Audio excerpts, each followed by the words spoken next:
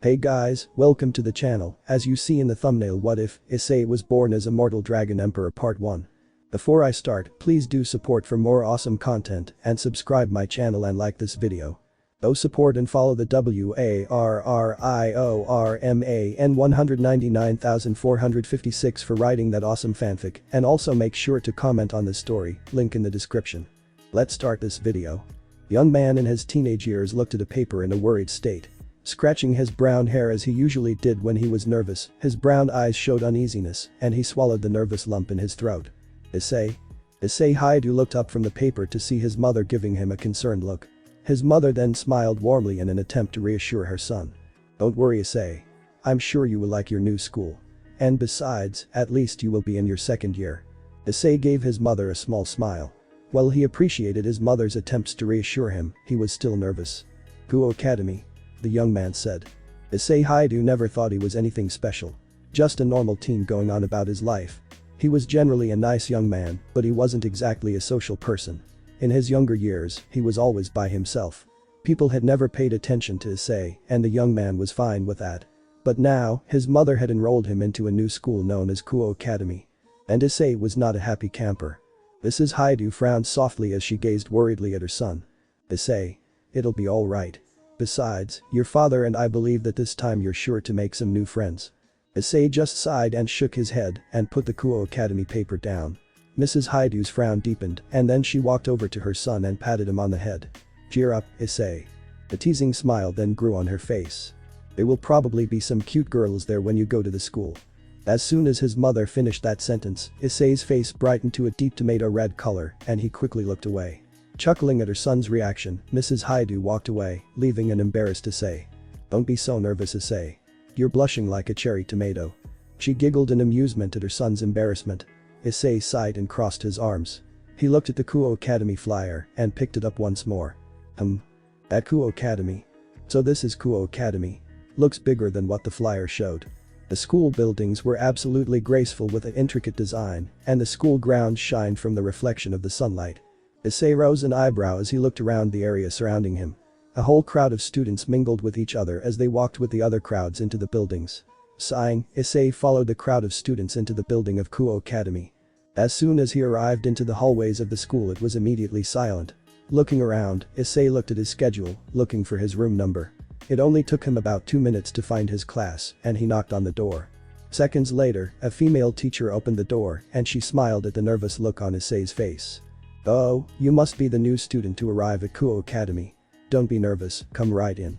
Issei, peeking into the class and noticing the looks he was getting from the students, walked in. Issei rubbed the back of his head nervously as he stood in front of the class. The teacher smiled. Don't be shy, go ahead and introduce yourself. Sighing, Issei walked over to the chalkboard and wrote his name. After finishing, he turned around to face the class and he nodded to them. Hi. I'm Issei Haidu. The young man said as he revealed himself. I'm new here in this school, so I hope we can be friends. He finished his sentence with a bow. The teacher's smile widened as she turned to Issei. Mr. Haidu, why don't you pick a seat? Issei looked in front of the class and he went all the way to the back of the classroom, sitting down silently in his seat. As he listened to the teacher go about her lesson, while simultaneously looking at the birds chirping outside and listening to the breeze of the trees, Issei placed his hand under his chin.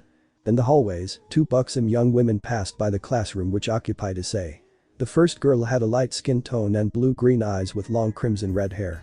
The second girl had long black hair, which was tied into a very long ponytail with an orange ribbon in place, and dark violet eyes. The crimson-haired girl narrowed her eyes in concentration. How strange. I sense a great power within this young boy. So is he the new student? The black-haired girl tilted her head and an elegant smile crossed her face. Yes, he is.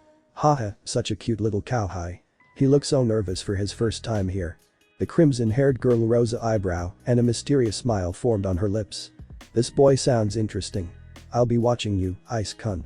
The school of Kuo Academy, a whole crowd of students quickly exited out of their classrooms, greatly excited that school was now over. The last one to exit out of his own classroom was Issei. He looked around the hallways, noting the almost serene atmosphere, despite the fact that only seconds ago, it was absolutely noisy in the hallways.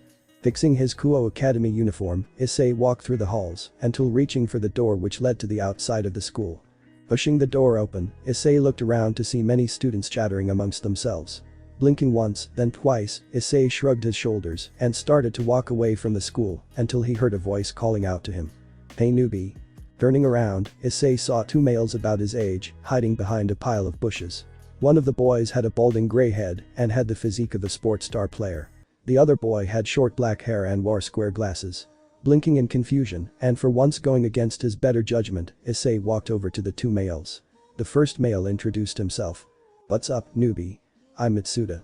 The square glasses wearing male introduced himself to Issei next. "And I'm Otahama. Do you want to see something cool?" Raising an eyebrow in confusion, and once again going against his better judgment, Issei slowly nodded. "Why yeah, sure." The two males smiled mischievously and they grabbed Issei, pulling his head into the bushes. Shaking the leaves out of his hair, Issei opened his eyes. "I don't see anything, guys." He then heard strange laughter coming from Otahama and Mitsuda, and Issei quickly turned around to see that the two of them were gone. Wait. Where'd they go? Blinking in bewilderment, Issei struggled to pull his head out of the bush and he successfully got it out. Shaking his head, Issei dusted himself and got himself ready to lift himself up until he heard rustling behind him. Turning around slowly, Issei's eyes widened when he saw a group of annoyed girls glaring at him. The girls were dressed in white kimonos and black sashes, and they each held a shinai in each of their hands. Gulping nervously, Issei looked around in confusion until one of the girls spoke up, a girl with brown hair and a red ribbon holding it in place. "What were you doing in the bushes?" Issei blinked in confusion. What? The girl narrowed her eyes, tapping her shinai against her palm. "What were you doing in the bushes?" Issei's eyes widened. These two guys asked me if I wanted to see something interesting. So. Another girl cut him off. "What two guys?" Issei gained a thoughtful look in his eyes as he tried to remember the two males' names. These two guys named Mitsuda and Otahama. Immediately after Issei had said that, most of the girls yelled out in annoyance. "The perverted duo." Issei rose an eyebrow. "The perverted what?" One of the girls rose an eyebrow and she pointed her shinai towards Issei. "Do you know them?" Issei shook his head and he held up his hands in order to show his defense. "No, I don't. I just enrolled into Kuo Academy. I'm a new student here." The girls' moods instantly changed after hearing what Issei had just said, and their angry glares morphed into softened looks. "Oh." Immediately after, the girls began to gossip about the new student, now in their own little world, their attention of Issei now completely forgotten. Blinking repeatedly in astonishment, Issei quickly made his escape, finding himself lucky that the girls were too distracted within their gossip. Looking behind him, Issei sighed in relief. The perverted duo. He was never going to hang around them again. Since Issei was looking behind himself and not to the front, he was not paying attention in his pace and he ended up bumping into someone. The collision caused the both of them to fall onto the ground. Rubbing his head, Issei looked down to see a brown briefcase. Blinking once, Issei picked it up, ready to give the briefcase back to its owner. He got up from his spot and he handed the briefcase over. "Sorry, I wasn't looking where." He was cut off when he saw who the person he had bumped into. It was a very beautiful girl. With long black hair and innocent bright violet eyes, the girl looked almost like an angel. She was dressed in a red jacket with a letter P sewn on in colored gold, a white undershirt, a red bow, and a green skirt. Issei widened his eyes at the appearance of the girl, who looked up and smiled at him. "Oh, thank you so much. Sorry about that, I guess I wasn't looking where I was going." She smiled widely as she accepted her briefcase. Looking nervous, Issei placed his hands in his Kuo Academy jacket pockets and stood a couple steps back. The girl blinked in confusion, but then her smile returned. "I'm Yuma Amano. What's your name?" Issei was about to speak his name, but then he stopped, hesitating in his words. The girl smiled as she waited patiently for Issei to speak. Issei looked troubled for a moment and then he opened his mouth. "Issei Haidu." His eyes widening at someone calling his name, Issei turned around to see another young buxom woman. The woman had long crimson blood red hair with warm blue-green eyes. Behind Issei, Yuma appeared a bit tense for a moment, but then she composed herself. Issei blinked in confusion and he sent the crimson-haired girl his attention. "Yes." The girl smiled warmly at Issei. "Did you enjoy your first day here at Kuo Academy?" Issei adopted a thoughtful look on his face and then he rubbed the back of his head. "Yeah, I guess. It's a little hard to get used to." The crimson-haired girl chuckled. "That's what happens when a new cowhide arrives at a new school." Issei's face started to heat up at the way the girl had said his school status. Yuma, who had remained quiet during Issei's sudden talk with the other girl, crossed her arms, waiting for the conversation to end quickly. The crimson-haired girl smiled and she put her hand on her chest. My name is Rias Gremory, and I'm a third year at Kuo Academy. Issei's eyes went wide with curiosity. So, she's a senpai. Yuma's eyes also widened with shock, but not at Ria's social status, but at her last name. Gremory. Rias smiled warmly. It is our duty as senpais to look out for our precious cowhide. So if you ever need anything, do not hesitate to ask me whatever. Is that alright, Isay-kun? Blinking in confusion at the added suffix to his name, Issei nodded silently. Satisfied at Issei's answer, Rias gave the young man another smile, before turning around and walking back to the school. Now that Rias was gone, Yuma let out a relieved sigh, and she set her attention to Issei. Swaz-kun. Issei turned around to face Yuma and blinked once again in confusion. First Rias, and now this Yuma girl was adding the suffix to his name. He barely knew these girls, and they were already referring to him as someone they were familiar with. Regardless, he responded to Yuma's question. Yes. The blush suddenly brightened upon Yuma's face, and she shuffled her feet nervously. I'm new around this area. So, I was wondering, if you're not doing anything, would you like to hang out sometime?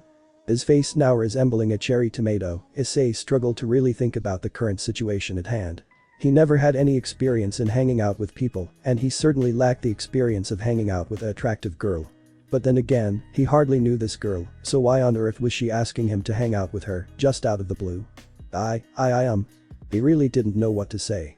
Any other male would have jumped at the opportunity to hang out with a beautiful girl, but Issei was cautious. He then thought about what his mother had said. Flashback dialogue. Issei. It'll be alright.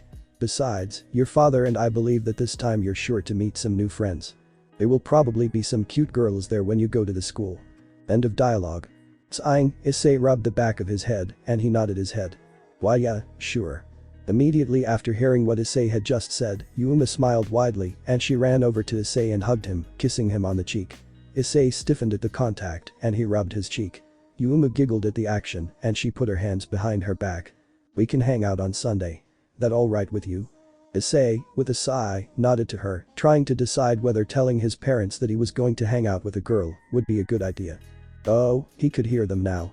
Issei's house. You're doing what on Sunday?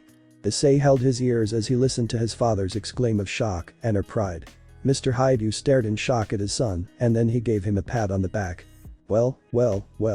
Son, I never knew you had it in you. Issei just sighed, slamming his head on the table.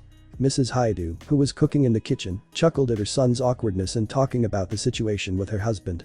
Issei only thought one thing as he kept his head firmly on the table. I probably shouldn't have told them. Sunday Issei's hangout with Yuma. Issei, who was dressed in an open-buttoned long white-sleeved shirt covering a blue shirt, black jeans, and brown shoes, tapped his foot nervously as he waited for Yuma to arrive. Issei absolutely had no experience in hanging out with anyone, let alone a girl. But, he had said yes to Yuma, and he had to keep to his word. He sighed as he watched a traffic light switch the colors, from red to yellow, and then to green. Isay-kun. Looking in front of him, Issei spotted Yuma running towards him. The young woman was dressed in a black dress with a purple jacket on and black sandal-like shoes. She smiled cheerfully as she stopped in her pace in front of the young man. I didn't make you wait too long, did I? Issei shook his head and he put his hands in his jeans pockets. No. Not too much. He gulped down a nervous lump and he nodded his head. Are you ready? Yuma's smile widened and she nodded. Yeah. The two enjoyed themselves as they participated in numerous events, such as going to some amusement parks, food courts, shopping, much to Issei's dismay, since he didn't know what the hell to buy for Yuma, and lastly to the park. At the park. Issei and Yuma walked closely together near the park fountain. Issei glanced nervously at Yuma and he looked away. He noted that it was getting dark out, but what puzzled him was that the moon seemed to emit a crimson aura around it. He was so engrossed at looking at the sky that he almost missed the sight of Yuma rushing towards the park fountain. With a soft smile, Yuma slowly walked towards Issei. It was really fun today, Isay-kun. But there's something I want to do in order to make this night memorable. Would you like to hear it, Isay-kun? Issei's eyes widened and his nervousness began to increase. He didn't know what the hell he was supposed to be doing. What did Yuma want to do? Did she want to kiss him? Did she want to take it slow? Hell, Issei didn't know what to do. With a shake of his head to clear his thoughts, Issei nodded. Seeing him respond non-verbally, Yuma smiled warmly and she placed her mouth next to Issei's ear, bringing a new sense of the definition of uncomfortable to the young man. But the next words out of her mouth were never the words Issei had ever expected her to say. Would you die for me? Issei could only back away in surprise as Yuma's face contorted into a seductive yet cruel smirk as she transformed into a completely different appearance. Her height increased, her figure maturing into something more well-developed. Her bright violet eyes darkened to an evil darker shade of violet and her clothing shredded.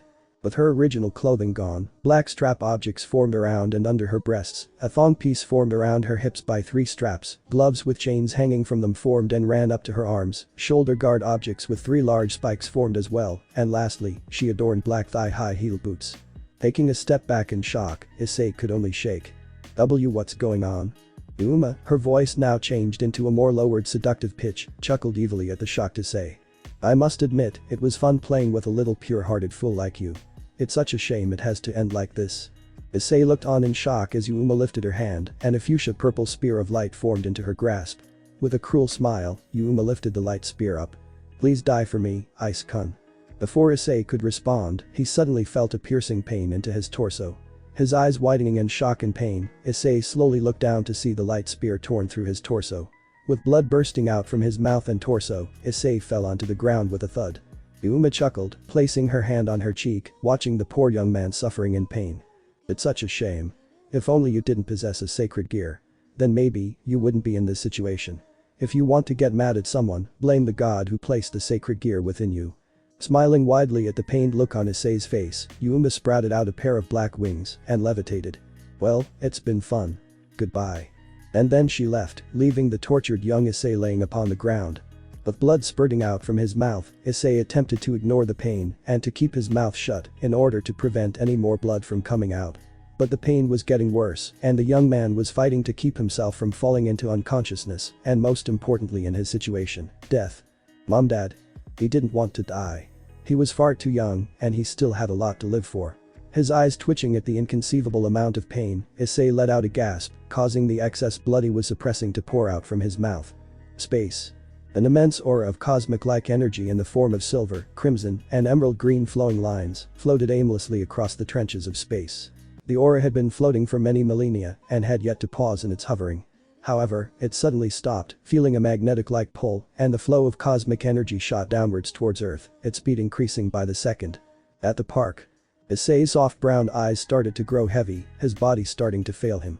He tried to open his eyes further, and then his eyes successfully widened slightly as he spotted a vast aura of what appeared to be cosmic-like energy rapidly approaching above him from the sky. Issei's eyes started to weigh down, and as his blood continued to pour out from under him, he faintly assumed that the cosmic-like energy aura, which seemed to be getting closer and much bigger, was just the variation aspect of going into the light.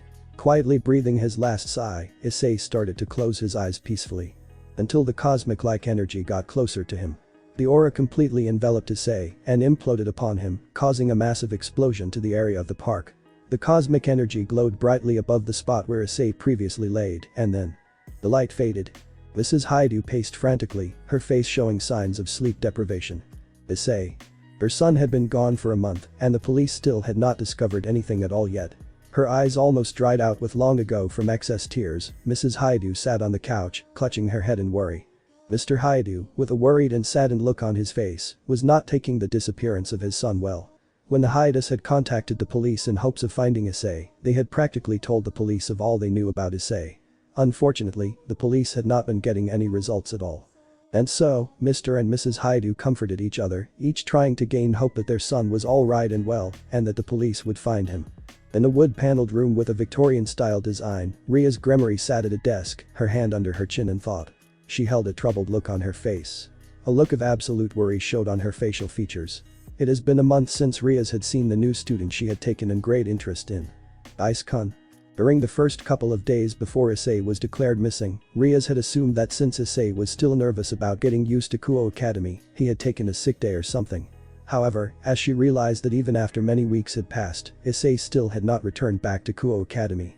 Rias began to grow worried for her new cowhide, and she asked the students at Kuo Academy if they knew where Issei was or where they had last saw him. Much to Ria's increased worry, the students possessed no knowledge of the new student and had told her that they had not seen Issei at all since the first day he had arrived at Kuo Academy.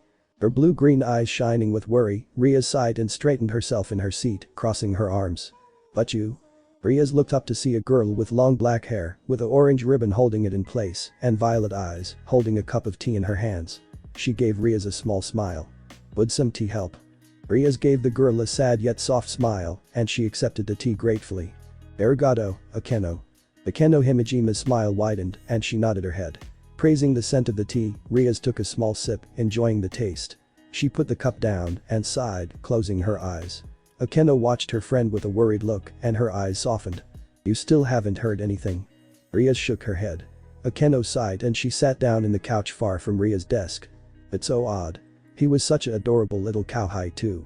How does he just disappear like that? Did something happen to him? Rias opened her eyes and narrowed them in thought. That's the question I'm trying to find the solution for. The two young women sat in silence, attempting to gather their thoughts. Knock knock. Rias looked up at the sound. Come in. The door to the club room opened, revealing two young women. The first girl had black hair which was styled in a short bob cut and violet eyes, which were covered by a pair of red glasses. The second girl had knee-length black hair with split bangs and light brown eyes, covered by semi-rimmed glasses with square lenses. Rias nodded to the two young women, a show of recognition. Sona. Tsubaki. Sona Citri nodded to Rias. Rias. Tsubaki Shinra nodded as well, to both Rias and Akeno, in which the latter returned the nod. So I take it that you are still unaware of Issei Haidu's whereabouts? Sona asked. Rias sighed and rubbed her head. No, not yet. It's so strange. He's such a sweet boy, and yet a day after just enrolling here, he suddenly disappears out of nowhere. She looked over to Sona. Did you uncover anything? Sona shook her head no. Unfortunately I have not. Tsubaki crossed her arms as she spoke next. I have asked the students regarding Haidu-kun's disappearance. So far, the students have stated that they are just as unaware of Haidu-kun's whereabouts as us. Rias frowned and placed her hand on her forehead, sighing. Where was her cowhide? What on earth could have happened to him? There was an absolute pitch-white light all around the floating figure. No traces of absolute blackness existed. The figure appeared to a young man with brown hair, and his eyes were closed, implying that he was motionless. His long-sleeved open-buttoned white shirt billowed out from under him, revealing the blue shirt which had a hole through it. There was blood marks on the young man's shirt, black jeans and on his brown shoes. The young man was surrounded by a vast aura which consisted of silver, crimson, and emerald waves of cosmic energy. The energy started to merge together in the form of a large sphere and then started to absorb itself into the young man. As the sphere of cosmic energy drew closer to the young man's body started to grow. The young man's muscles, legs, and chest started to increase in size until his skin started to redden from the pressure. His body was slowly starting to implode on itself. Suddenly, the sphere stopped in its movement and then it retracted itself away from the young man.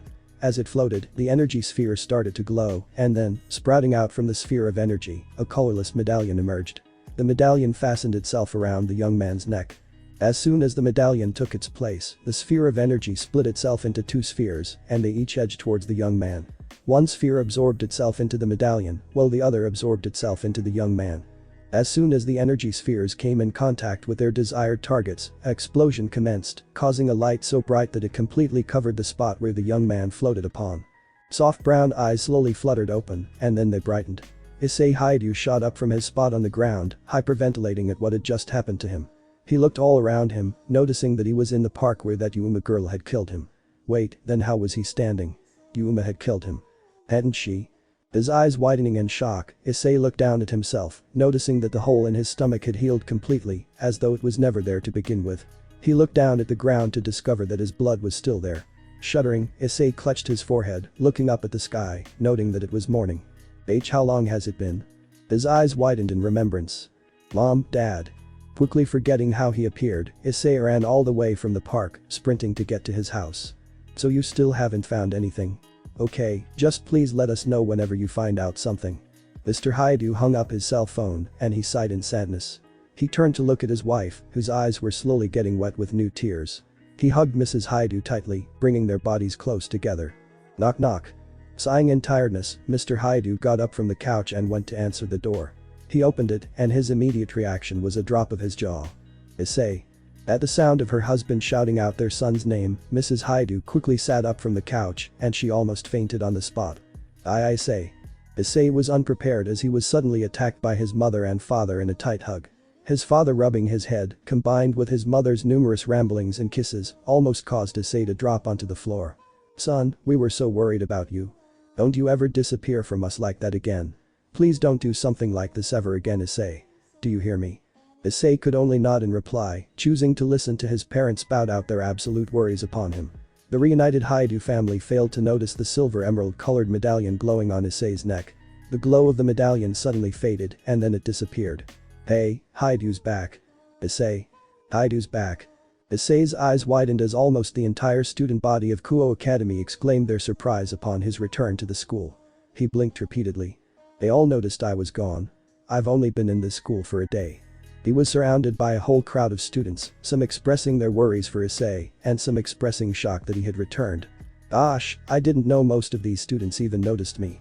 One of the students spoke, a male. Well, of course. Rias Gremory has been asking where the heck you were since last month.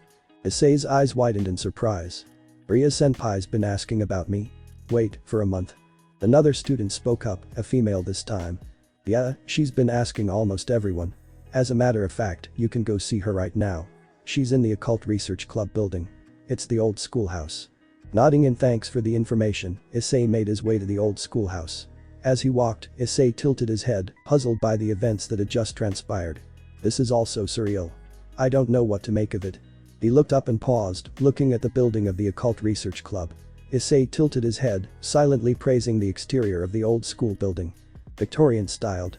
Walking slowly up to the door, Issei lifted his hand up. Issei's eyes widened in surprise when he was suddenly trapped within the grasp of a worried Rias Gremory. A blush that rivaled the color of a tomato formed on Issei's face, but he remained quiet. Rias was so engrossed in hugging her cowhide that she didn't notice Issei's face redden in embarrassment. She rubbed Issei's head lovingly, prompting Issei to blush another shade of red. Does Rias Senpai care about me that much? This is only the second time I've seen her. Heck, this is the second time we've even looked at each other. Sure, he was gone for a month, but he didn't expect to receive all of this attention. And Issei wasn't used to this much attention, especially from someone he had just met. He felt a great sense of relief when Rias let him go, and the crimson-haired girl gently placed her hand on Issei's forehead. Her eyes narrowed a bit before softening into a warm look. You don't look like you've been sick. Issei blinked in confusion, and he looked at the interior of the Occult Research Club. It was a nice-looking club room. As he looked around the room, he noticed 3 other women behind Rias. Issei tilted his head. Who are they? Are they part of the Occult Research Club? His questioning thoughts were cut off when the girl with black hair, with an orange ribbon holding it in place, approached him and gave him an elegant smile. Yufufufu, hi there. Issei's eyes widened and he gulped down a nervous lump in his throat. Hi. The girl giggled in amusement and she smiled wider. I'm Akeno Himejima. It's nice to meet you, Ice-kun. Issei blinked once. Then twice. Then 3 more times. First, Rias, Yuma, and now this Akeno girl were adding the suffix to his name. Issei started to wonder if everyone he met were going to keep calling him Ice-kun. But it's not like he minded it. With a respectful bow, Issei nodded. It's nice to meet you, Akeno-senpai. Akeno giggled again, covering her mouth with her hand. The girl behind her approached Issei next. She had black hair styled in a short bob cut and violet eyes which were covered by red glasses. She held a seemingly perpetual serious look on her face. So you are the Issei Haidu that everyone's been talking about. Interesting. Issei blinked and rubbed the back of his head. Everyone at school. I don't understand. I've only been here for a day. My name is Sona Citri. Pleasure to meet you. Issei bowed once more. It's nice to meet you as well, Sona-senpai. The last girl in the room walked towards Issei. Her hair was knee-length with a black color with split bangs. Her light brown eyes were covered by blue glasses with semi-rimmed square lenses. A pleasure to meet you, Haidu-kun. My name is Tsubaki Shinra. Issei couldn't help but inwardly sigh. So many senpas. Nevertheless, he bowed in respect. It's good to meet you too, Tsubaki-senpai. After removing her hand from Issei's forehead, Rias gave the young man a curious look. Ice-kun. Where have you been? I've been worried about you. You've been gone for a month. You've had us worried sick. Issei looked away, trying to gather his thoughts. The last thing he could remember was Yuma transforming into some type of dark angel and stabbing him with a spear of light. But even to him, it sounded completely ridiculous, even though it did indeed happen. Issei wasn't sure if he actually wanted to tell the female senpais. Would they even believe him? Or would they think he was lying to them? Only one way to find out. Sighing and rubbing the back of his head, Issei looked over to Rias, who was giving him a look of concern. It's kind of hard to explain. I don't think you girls would believe a word if I tried to explain. Rias rose an eyebrow, considering her cowhai's words. However, she would listen to Issei's explanation regardless. Seconds later of staring at Issei, Rias lifted a hand and pointed over to the couch in the middle of the occult research building. Go ahead and sit over there, Isay-kun. Issei blinked in confusion, and his eyes widened when he saw the serious look on Ria's face. And make sure you explain everything, every single detail. Noticing the tone of her voice, Issei complied and walked over to the couch. He waited for Rias to sit down first, but then Issei remained standing. Rias noticed this, and her eyes softened. Standing momentarily, Issei sighed and sat down on the couch, clasping his hands together. Rias-senpai. Do you remember seeing a girl with me? That day you talked to me on the bridge? Rias raised an eyebrow as she recalled the memory from last month. The first image that emerged in her thoughts was a black-haired girl with bright violet eyes. Judging by the outfit she was wearing, Rias detected that she wasn't from Kuo Academy. Yes. What about her? Issei rubbed the back of his neck nervously, and then he straightened himself. Her name was Yuma Mono. When I was walking onto the bridge, I accidentally bumped into her. After you had left, we started to talk more, and then. The young man stopped suddenly, prompting Rias, Akeno, Tsubaki, and Sona to raise a thin eyebrow in curiosity. Issei sighed and continued his story. She said she was new in town, and then she asked me if I wanted to hang out with her sometime. And so I said yes. Rias narrowed her eyes as she noticed that Issei started to grow uncomfortable as he talked further. Was this Yuma girl the cause of his disappearance? Issei continued. So we started to hang out at many places, and the last place we hanged out was at the park. He gulped down a lump in his throat, and his fists tightened and loosened repeatedly. Ria's eyes softened, and she was about to speak until Issei calmed his anxiety down. She said that she wanted to do something to celebrate our first ever hangout. She got close to me, and then. She asked me, would you die for me? The girls looked up at the now shaking Issei. Issei's eyes widened as he recalled Yuma's betrayal. But then something happened. Something weird. She changed. Her clothes had ripped to shreds, and then she wore a series of black clothing. And then she stabbed me. With a spear of light. Ria's eyes widened, and a rush of greatly suppressed fury started to emerge. That Yuma Amano girl dared to hurt her cowhide. After she did that, she started talking to me. I couldn't catch all of her words, but I only heard a little bit. All I could hear were the words, sacred gear. I think that's what she said. Ria's eyes widened further. Black clothing. Light spear. Sacred gear. Ria's narrowed her eyes darkly. The fallen angel. Her eyes darkened. The fallen angel tried to kill him. How dare she harm my cowhide? Issei calmed himself, and he rubbed the back of his head. That's all I remember. The young man looked up to see a furious look on Ria's face. To be honest, she looked almost like a demoness with that look on her face. Rias-senpai. Hearing her cowhide call her name was enough to calm Rias for the moment. As Rias stared at Issei, she placed her hand under her chin. If the fallen angel had killed Issei, then why was he here in front of her? Her eyes widened. Did he already unlock his sacred gear? No, of course he didn't. He doesn't know how. But then how is he alive? Her eyes narrowed as she contemplated. Should she tell Issei now? The reason why he was targeted by a fallen angel. She desperately wanted to tell him, but something held her back. Her cowhide had been gone for a month already, and now he was back. Did she want to put more pressure on him? Staring at Issei with an unreadable look on her face, Rias sighed and crossed her arms. Isay-kun. Would you be able to come back here tomorrow? Issei blinked, and he adopted a thoughtful look. What could Rias-senpai want me back here for? Pondering his thoughts, Issei nodded, receiving a warm smile from Rias. Excellent. Make sure you get some rest, Isay-kun. Issei got up from the couch and walked to the club door, exiting out of the occult research club. The girls were silent, staring out into space. Sona looked over to Rias. Seems like an interesting boy. Rias didn't say anything, but she nodded in reply to Sona's comment. As Issei walked away from his school, he rubbed the back of his head. I wonder what Rias-senpai wants to talk about tomorrow. He sighed, looking down at the ground. It's all so strange. I have a feeling that going to this school has given me bad luck or something. Buash. Issei widened his eyes in surprise when he quickly avoided a blue spear of light. Staring at the dissolving spear in shock, Issei looked up and he took a step back. A gentleman with short black hair and dark blue eyes was floating in the sky. He stared at Issei with a predatory gaze. He wore a pale violet trench coat over a white dress shirt with a matching ascot, black pants and shoes, and a black fedora. What's this? Wait a minute.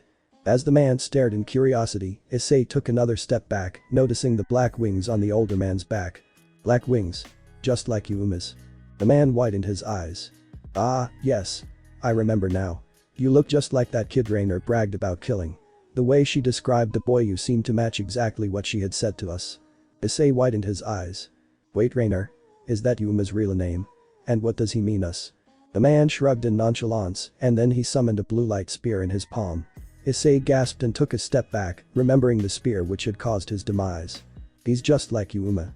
Why is he trying to kill me? With a sadistic smirk, the winged man charged downwards towards Issei and reared his arm back.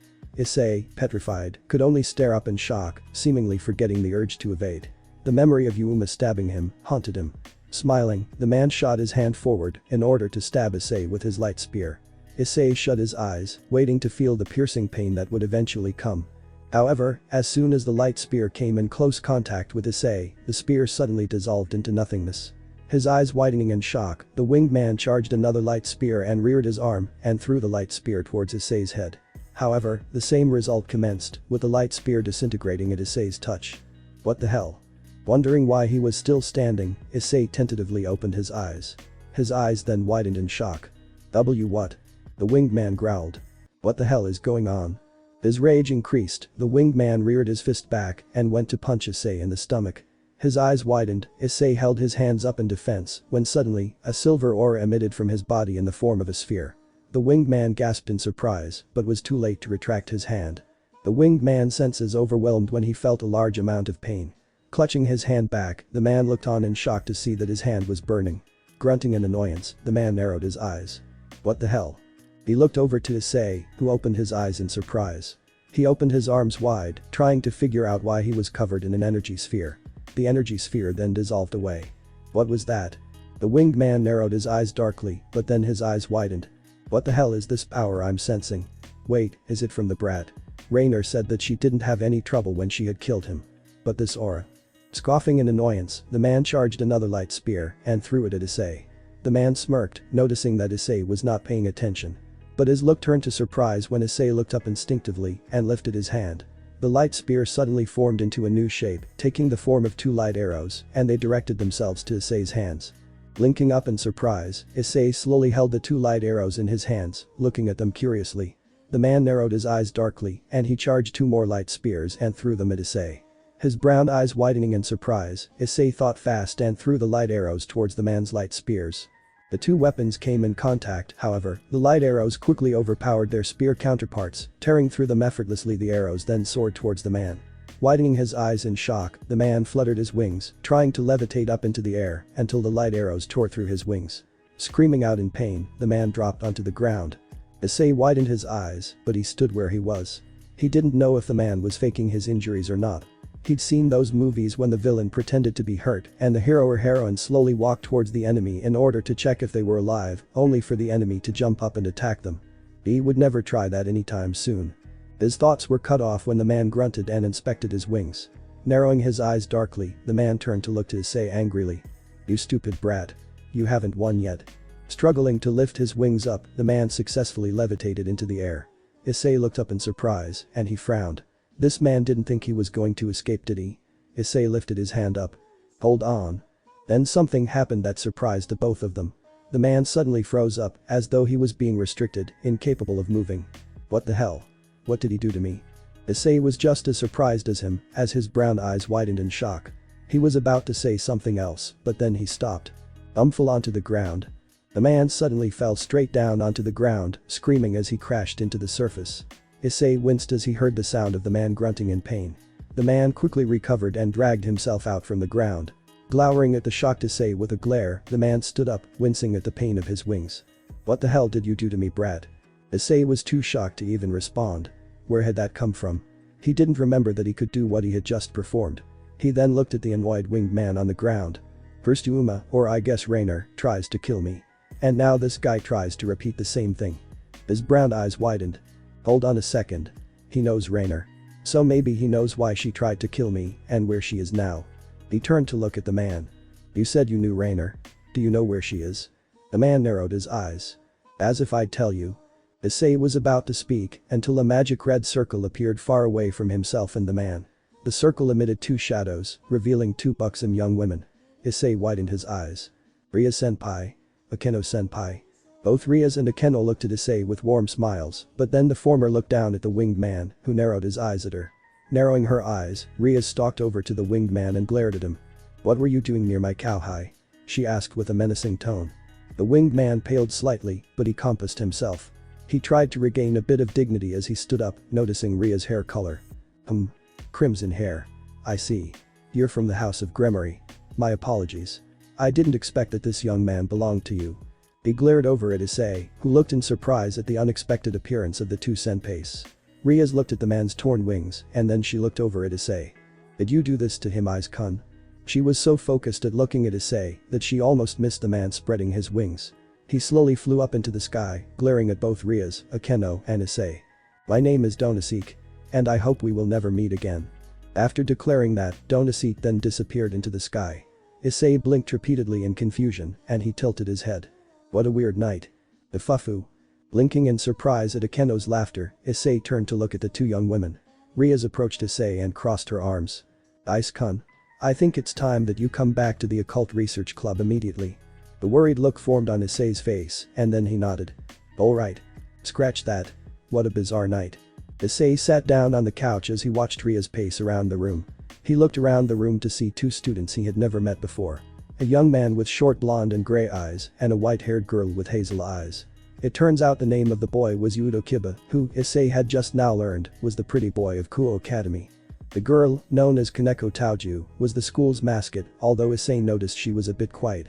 As he looked more around the room, Issei saw Rias stop in her pace and slowly sit down in her seat. She gave Issei an unreadable look. Aiz-kun. I will be completely honest with you. All of us in this very room, including myself, are devils. She intentionally paused, waiting to see just how her cowhide would react. Issei's eyes widened in great shock, and he stuttered. WW what? The look on his face was absolutely adorable in Ria's opinion, but sadly, she could not enjoy it as much as she would have wanted to. Do you remember seeing the wings on Donaseek's back? Shaken out of his shock, Issei nodded. Why yeah. I also remember Rainer having wings, too. Rias straightened herself, and she narrowed her eyes. Those two are what we call fallen angels. They were once angels who served God, but because of their evil intentions, they were cast down into hell. They are also the antithesis of us devils. The devils have been in conflict with the fallen angels since the beginning of ancient times. They have been battling for the possession of the underworld. The underworld is originally split into two sectional areas, one for the devils and another one for the fallen angels. We, the devils, form pacts with humans, and as a result of receiving their sacrifices, the devils are able to increase their strength. The fallen angels, compared to us, thrive on manipulating the humans with the utmost intention of eliminating devils. During the conflict between the devils and the fallen angels, the angels come in with the job to destroy these two races, on God's orders of course. Issei didn't know what to say. He was absolutely speechless. He gulped down a lump in his throat. This is a lot to take in, Rias-senpai. Rias gave her cowhide worried look, but it quickly faded as she went back to the topic at hand. Aiz-kun. There was something severely dangerous inside you. Something dangerous that posed a threat to us devils and the fallen angels. Issei widened his eyes. Are you talking about the sacred gear? Rias nodded and was about to speak until Kiba interrupted her. The sacred gear is an item that possesses irregular power that is endowed to special humans. Akeno intervened next, with a perpetual smile on her face. Some humans have sacred gears that are sealed within their own bodies. As a matter of fact, there were some humans who were famous that possessed sacred gears. Issei widened his eyes as he listened to the devils. Staring at Issei for a moment, Rias straightened herself and she peered down on her table. On the table laid a chessboard, with the 15 pieces laid upon the board. Narrowing her eyes, Rias picked up a piece and set her blue-green eyes over to Issei, who looked back with a curious look on his face. Aiz-kun. Have you ever heard of chess? Issei blinked in confusion and he rubbed the back of his head. Somewhat. I know there's 15 pieces in all. 1 queen, 2 rooks, 2 bishops, 2 knights, and 8 pawns. Rias nodded. That's correct. She narrowed her eyes further and she stood up from her seat. She walked over to Issei and placed the piece on Issei's chest. The young man widened his eyes in surprise. Rias-senpai. Rias ignored him and then she spoke her next words, as though in a trance. A surge of crimson energy began to form around her entire body. Akeno looked up in surprise. Rias? Rias continued to speak as though she had not heard Akeno. I order, in my name Rias Gremory. You, Issei Haidu. Become my servant and have you lead a new life as my pawn. His eyes widened in shock, Issei shook as the chess piece began to edge towards him. But then something unexpected happened. Seconds later, a silver emerald medallion manifested on Issei's chest and it emitted a lightning bolt of energy. Rias widened her eyes in shock and she backed away. The chess piece was thrown back by the energy bolt from the medallion, and after hitting the wall, it lay still on the ground motionless. Rias stood in absolute speechlessness. I don't get it. I did everything correctly. The chess piece absolutely had no effect on him. Issei looked at the crimson-haired devil with a look of bewilderment. Rias-senpai. What happened? Rias looked up and then she gave Issei a saddened look. Ice-kun. I'm sorry. I wanted to see what would happen if I attempted to convert you into a devil. The remaining devils gave Rias a look of shock. Akeno walked up to Rias. Rias? But the crimson-haired devil looked up at Issei with a regretful look. What have I done? I risked the humanity of my cowhide. Issei blinked in confusion, not knowing what the heck was going on. He looked down at the silver emerald medallion which glowed brightly. The devils looked up in shock at Issei's medallion. Rias stared at Issei with a worried expression. Noticing the medallion, she rose an eyebrow. Where did this item come from? I sense a strong power within it. Ria's eyes softened and she walked closer to the stunned Issei and looked him in the eye. Ice-kun. Would you please raise your hand? Blinking in confusion, Issei complied and raised his left arm. Close your eyes.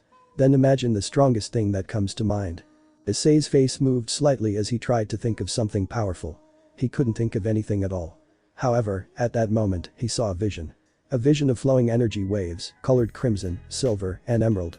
Then imagine it and imagine that aspect when it most definitely appears the strongest.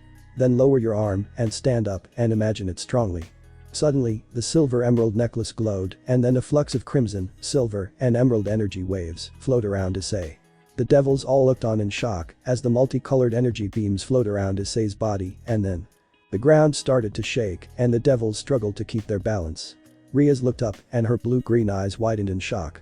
The flowing energy engulfed Issei's body entirely, encasing him into a large silver sphere that was covered with spiraling whirls of energy. What do you mean he's not dead? Onisek winced and narrowed his eyes in annoyance.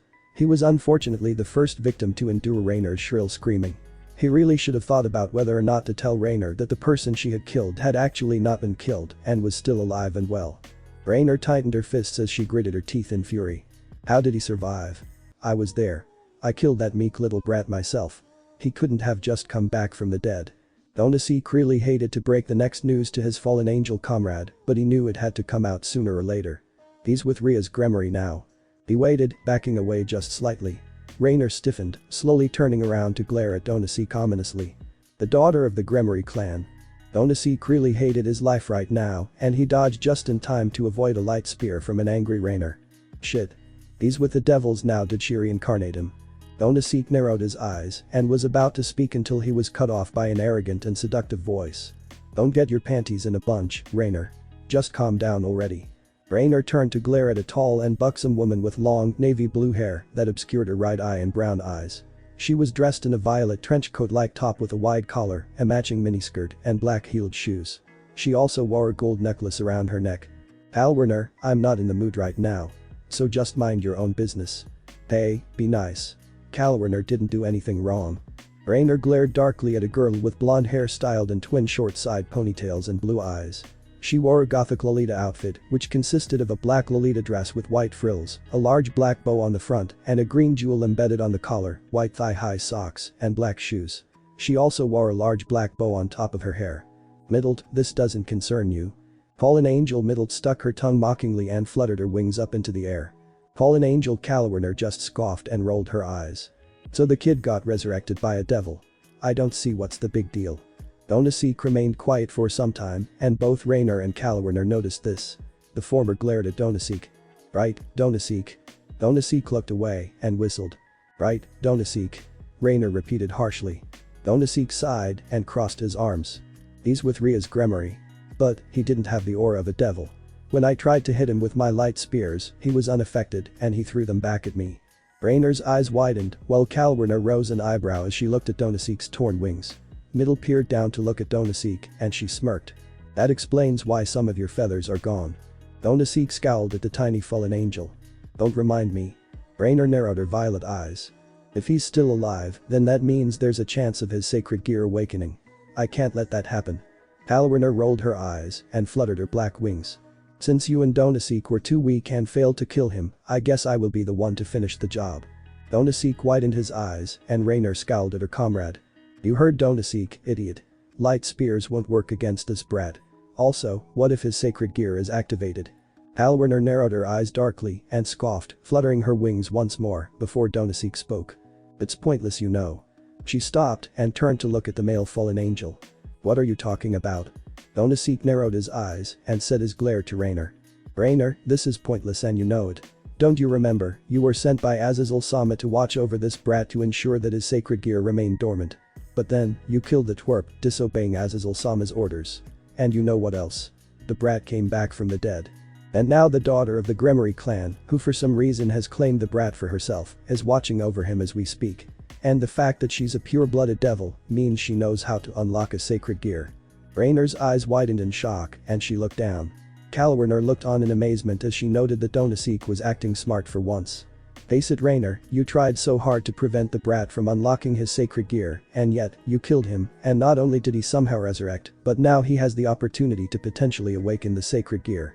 Raynor narrowed her eyes and pointed to Donasik. Shut up. Just shut up. I was just trying to ensure that he would not be a threat to us. Killing him would have. Donasik cut her off. Killing him made it worse. Worse for us. We're lucky if he doesn't come after us next. Raynor was about to retort until she stiffened as she felt a vast surge of power far away. Calwerner, Middled and Donasik widened their eyes as they felt the surge of energy as well. The ground shook beneath them as the church started to crumble above them. Fluttering their wings, the four fallen angels flew out of the church, watching it crash down into pieces. Raynor stuttered in her words. What was that power just now? Alwerner, Middled and Donasik just stood in silence, unable to comprehend where the power was coming from. Underworld. A man in his 20s with black hair and golden bangs widened his eyes in amazement. This overwhelming power. It's absolutely monstrous, and yet it's on a completely different level. Is it his sacred gear? Or is it something different? Azazel. Azazel turned around to see a young man with dark silver hair and light blue eyes, with a green shirt covered under a black jacket and dark red pants with black armor. Volley. Lucifer narrowed his eyes. This power. It's immeasurable. I sense a familiar presence, my host. My arch-rival the Red Dragon Emperor has finally reawakened. Then it seems that this person and I were destined to be rivals. Interesting.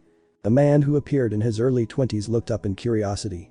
He had shoulder-length crimson-red hair and blue-green eyes, looking very similar to a certain crimson-haired devil.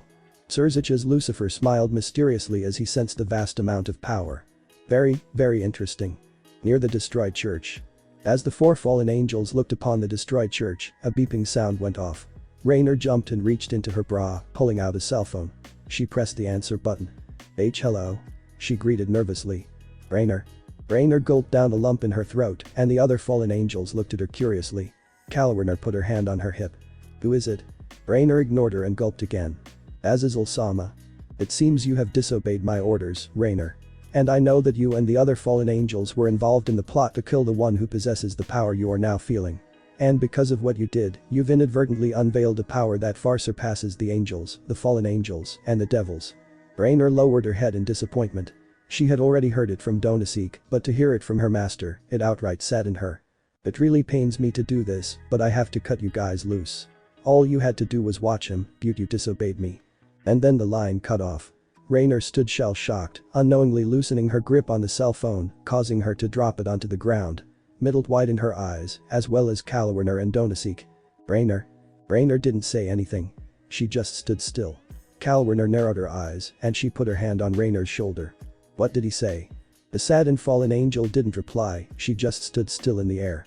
Donasik rose an eyebrow and just crossed his arms. The four fallen angels all stood still in unison, contemplating what to do next. At the Occult Research Club. The base of the Occult Research Club shook in tremors as spirals of cosmic waves surrounded Issei. Rias, Akeno, Yudo, and Kaneko tried to keep their balances and shielded their eyes from the light. With the cosmic waves growing, they imploded upon Issei, causing the light to brighten. The light faded slowly and Rias uncovered her eyes and they widened in absolute surprise. Ice-kun. The light dimmed entirely, revealing Issei with a more well-toned physique and with a large-sized multicolored aura of vast energy, featuring blue bolts of electrical sparks that endlessly surrounded his body. Rias looked on in shock as she realized that the silver emerald medallion that previously laid upon Issei's chest was now gone. Issei. Akeno, Yudo, and Kaneko uncovered their eyes and their eyes simultaneously widened. Ara. Amazing. Cool. Issei rubbed his head tenderly, his soft brown eyes slowly opening. What happened? He looked all around him, and then his eyes widened further when he saw a gauntlet had manifested on his left arm, leaving his fingers uncovered. When the spark surrounding Issei's body edged near the gauntlet gained more scaly features, and it covered up to Issei's hand. What is this? It's your sacred gear, Ice-kun. Issei looked up to see Rias walking up to him, and the crimson-haired devil lifted her hand towards him. As soon as she tried to reach for Issei, however, parts of Rias' school uniform disintegrated immediately, and she stepped back in shock. Akeno, Yudo, and Kaneko all took a step back. Issei too noticed this, and he stepped back as well. Rias looked at her uncovered arm in shock, and she put it behind her back. Gomen Nasai, Rias-senpai. Rias stood still, her eyes widened in shock. As soon as I got close enough to Issei, parts of my clothes disintegrated. His power it's so intense. Gulping down a lump in her throat, Rias composed herself shortly, but not even she could ignore the amount of pressure Issei was unintentionally releasing. It's alright, Ice-kun. I'm fine. She sent Issei a slight smile to ensure him that she was alright. But then her eyes narrowed as she went back to the subject at hand. Ice-kun. That gauntlet on your arm is a sacred gear. And it belongs to you, my precious cowhide. Once it appears, you are allowed to use it anywhere and anytime you wish. As sparks of electricity flowed around his multicolored aura, Issei looked at his sacred gear in curiosity. Sothis is mine. Rias watched her cowhide as he peered at his newfound sacred gear. Ice-kun. Suddenly, a red glowing circle formed into the shape of a phoenix symbol. A surge of flames began to rise around the room, and two silhouettes emerged.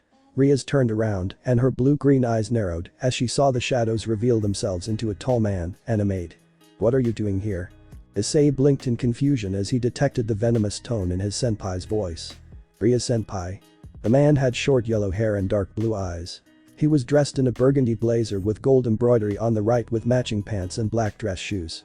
Underneath his open blazer he wore a white dress shirt that was not fully buttoned. The woman had silver hair and matching colored eyes. Her hair featured a long braid on each side with small blue bows at the ends, ending in twin braids. She was dressed in a blue and white French maid outfit with long sleeves, a white maid headband over her head, and her lips were colored in red lipstick. Rias narrowed her eyes at the two, while the blonde man smiled at her. He then turned to look at the shocked Issei. So, my lovely Rias, you recruited yet another devil. He is powerful, I'll give him that. Issei blinked again, and Rias' eyes narrowed into menacing slits. Why are you here, Riser? Riser ignored the question from the crimson-haired devil and approached the confused Issei. He tilted his head, and he went to reach for Issei's shoulders until parts of his jacket began to disintegrate. What the hell? Riser jumped back in astonishment as he was affected by Issei's aura. Rias let a satisfied smile cross her face, while Issei just stood with an eyebrow raise. Narrowing his eyes, Riser walked away from the young man and walked back to Rias, reaching for her arm. Rias' amusement was cut short immediately. Let go of me, Riser. Riser chuckled. What, not happy to see me? Our ceremony is close, Rias, so we have to make sure it's intact. Narrowing her eyes further, Rias set her sights to the maid, who had remained quiet during this whole ordeal. Grafia, why is he here so early? Grafia nodded, and she folded her hands together. She was about to speak until she looked at Issei, her eyes widening a little.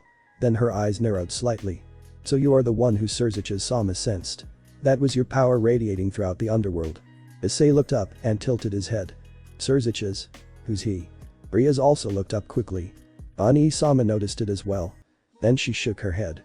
Wait, did Ani-sama send you here? Staring at Issei for a moment, Grafia turned her attention back to Rias. Surzich's Sama, as well as the Gremory clan, sent me. Rias gritted her teeth, and Issei chose the moment to intervene. Wait, hold on. I don't understand. Is Rias-senpai getting married or something? Isn't she a little young? Rias blushed heavily at Issei's innocent question, but sadly she resolved to force her blush to fade away as she turned to look back at Grafia, who spoke. The man before you is Riser Phoenix Sama. He is a pure-blooded high-class devil and is the third son of the House of Phoenix and is the one to marry the next heiress of the House of Gremory. Issei looked on in shock and he looked worriedly towards Rias, who looked furious. Rias-senpai doesn't look too happy. She must not like this guy or something. I refuse to marry you, Riser. Yeah, Rias, I heard you the last 4 times. But don't you see? This will be beneficial to the devil population. Rias just scoffed. If I am the next heiress for the House of Gremory, then I will choose alone who will become my husband. My father, brother, and everyone else in the clan are rushing it by choosing my spouse. Not to mention that I was promised that I would be free as soon as I graduated from this university in the human world. Riser put his hand in his pocket before looking a bit forlornly at his uncovered arm. Well, that is true, your Otu-sama and Surzich's-sama are worried about the household. During the last war, we lost a large number of pure-blooded devils. And to top it all off, our rivalry with the fallen angels and God hasn't ended yet. Not by a long shot. So for a pure-blooded devil that also happens to be a high-class devil, getting together would be a great solution for the revival of the devils. Rias. You and I were chosen in order to prevent the purebloods from going extinct. My house is already safe because of my older brothers. But there are only 2 siblings in your house. And Surzich's-sama has already left the house. Then there's you, Rias, who has the chance to inherit the House of Gremory. If you refuse to take a husband, the House of Gremory will cease to exist in your generation. Are you trying to crush the household? Ria's eyes twitched and she rubbed her head. Her peerage and Issei looked at her worriedly. Rias looked up at Riser and frowned at him. I have no intention for the destruction for the House of Gremory, Riser. And I am willing to marry a spouse. Riser smiled and he crossed his arms. Well, great. Then let us. But I have a right to choose who I want to marry, Riser. And one of those choices are not you. Riser's eyes narrowed fiercely and a massive aura composed of flames began to surround the entire room. I am a devil who carries the name of House of Phoenix. I refuse to let that name get tarnished. I didn't even want to come to a small old building like this in the human world at all. Rather, I don't favor the human world that much to begin with. The fire and wind of this world is filthy. For a devil like me who rules fire and wind, I cannot stand it. The flames increased widely and it began to edge near the walls. With a fierce glare, Riser formed his flames into pyrokinetic wings. I will take you back to the underworld, Rias, even if I have to burn all of your pathetic servants into embers. The flames increased, almost ready to engulf the room, until Graphia was about to speak. However, she was too late, as a multicolored aura with blue sparks of electricity pooled over Riser's flames and started to absorb them. Riser widened his eyes in shock as he witnessed Issei, with his eyes closed, absorbing his flames. Rias, Akeno, Yudo, Kaneko, and even Graphia looked on in shock as they witnessed Issei's multicolored aura gaining traces of an aura of flames and his blue electricity sparks gaining a crimson hue. Riser immediately stopped in summoning his flames and he calmed down. What the hell is this? He absorbed my flames. How did he do that? With the power radiating around him, Issei opened his eyes wide and burped out a pool of ashes. Rubbing his throat, Issei sent a slight frown towards Riser, who looked on in shock. You say you want to marry Rias-senpai, but threatening her friends isn't going to change her mind. Riser narrowed his eyes in annoyance, but he held back in summoning his flames. Rias looked over at Issei in shock. Like how high? He absorbed Riser's flames completely and stood up for me and my peerage. Graphia, after eyeing Issei momentarily, looked at both Rias and Riser. Surzich's-sama and those from the House of Phoenix knew the meeting would turn out like this. So they decided to make a last resort. Rias rose an eyebrow. The last resort. Rias Oju-sama, if you wish to push your opinion forward, then how about you settle it by having a rating game against Riser-sama? Rias widened her eyes in shock. Just as you know, only mature age devils can participate in an official rating game. But if it's an unofficial match between pure-blooded devils, even immature devils can participate. Rias looked at the maid before sighing in resignation. Then I guess I don't have a choice. She turned to look at Riser. Let's settle this with a game, Riser. Riser, now shaken out of his shock, smirked and nodded to the crimson-haired devil. I'm already a mature devil, and I have already participated in the official game before. As of now, I have won most of the games. Even so, are you still confident to play, Rias? Rias shot him a proud smirk. My motive will not change. I will win, Riser. Fine. If you do win, do whatever you like. But if I win, you will marry me immediately, no complaints. The two devils glared at each other before nodding in unison. Graphia nodded to the both of them. Understood. I, Graphia, have confirmed both sides' opinion. I will be in charge of the game between the two households. Is that okay? Yes. Yep. Understood. I will tell the two households then. And with that the maid disappeared. Riser glanced at Akeno, Yudo, Kaneko, and then Issei. So are these your servants, Rias? Rias twitched her eyes in irritation. Why are you asking? Riser smirked. Because I wanted to show that you have no chance in winning this match. Your queen, the priestess of thunder, can fight on equal terms with my servants. His smirk widening, Riser snapped his fingers and a magic circle appeared once again, emitting an unknown number of shadows. Issei widened his eyes in shock as he saw 15 beauties emerge from the shadows, all crowding around Riser. There's so many girls. He's not dating all of them, is he? Why does he have so many? Noticing the shocked look on Issei's face, Riser smirked and tongue-kissed with one of the girls. Issei eeped and backed away slightly. Riser chuckled at this, while Rias noticed her cowhai's nervousness. If the situation wasn't so serious, she would have loved to cuddle and tease her little cowhai, but unfortunately, she could not at the moment. Riser smirked and turned to look at a young girl with blue hair and light brown eyes, holding a wooden staff. Her hair was styled with 4 short ponytails, with 2 of the 4 pointed up and the remaining 2 pointed down. She was dressed in a white haori with a red obi. "Mira. Do it." "Yes, Riser sama." The girl named Mira lifted her wooden staff and swung it towards Issei, intending to crash it into his stomach. However, much to Riser's and his peerage's shock, the wooden staff disintegrated as soon as it got near Issei's multicolored aura. Mira jumped back in shock and took some steps back, looking in worry at her now half-wooden staff. Riser narrowed his eyes. What kind of aura does this guy have? First he absorbs my flames, and now he disintegrates Mira's staff. His eyes then widened when he saw the gauntlet on Issei's arm, and he peered at it. You already unlocked your sacred gear, huh? This is one of the most dangerous ones too. If you were to master it, you could defeat a Mayu, or even a god. But the ones who possess that particular sacred gear had never defeated a Mayu or god. So your sacred gear and you alone are imperfect. You are no exception, brat. Issei frowned slightly as he listened to Riser's insults, but then he looked down at his sacred gear. Enough power to kill a Mayu, even a god. However, Issei looked up at the Phoenix Devil, who had his hand on his chin. The raiding game would be interesting if you were to master your sacred gear. He turned to look at Rias, who was noticeably bristling at how close Riser was to her cowhai. How about we have a match in 10 days? Rias rose an eyebrow. What are you planning?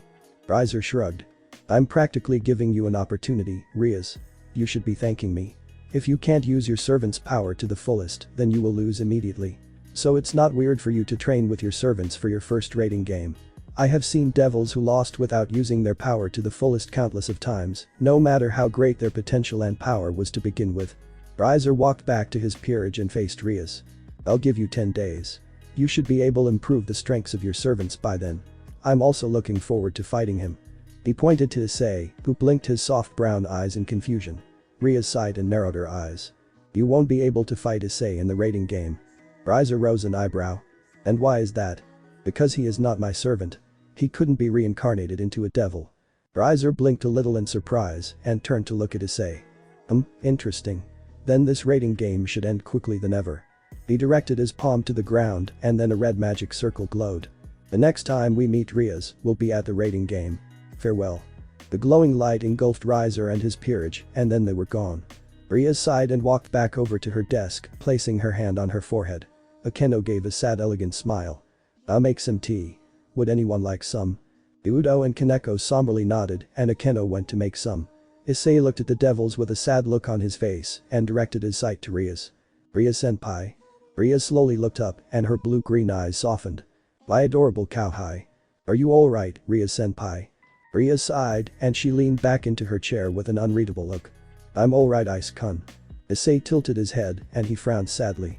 Then, his frown turned into a determined look. Rias-senpai. I'm sure you'll do great. I believe in you. Besides, you and Akeno-senpai seem a little scary to be messed with anyway.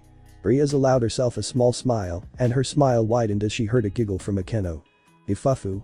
Akeno entered with 5 cups of tea, and the devils and Issei took the cups. They sipped their teas in silence until Rias put her cup down. Ice-kun. You should go home now. Issei frowned slightly. But Rias-senpai.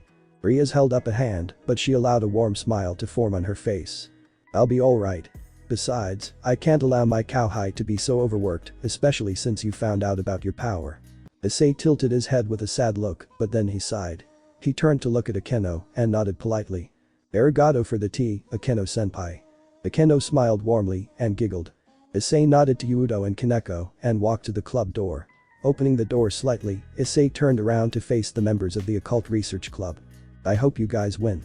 He said in absolute sincerity. Rias gave him a grateful smile and nodded to him. Flashing Rias a small smile, Issei walked out of the Occult Research Club and closed the door. Rias sighed as she finished the rest of her tea and looked at Issei's empty cup. Ice-kun. He's so powerful, and yeti. She sighed again. My cowhide. Thanks for wishing us luck. We're going to need it. Thanks for watching this video. If you really enjoy this video, like, subscribe and comment down below and turn on that bell notification. Don't forget to support and follow the WARRIORMAN 199,456 for writing that awesome fanfic, and also make sure to comment on this story, link in the description. See you in the next video. Goodbye.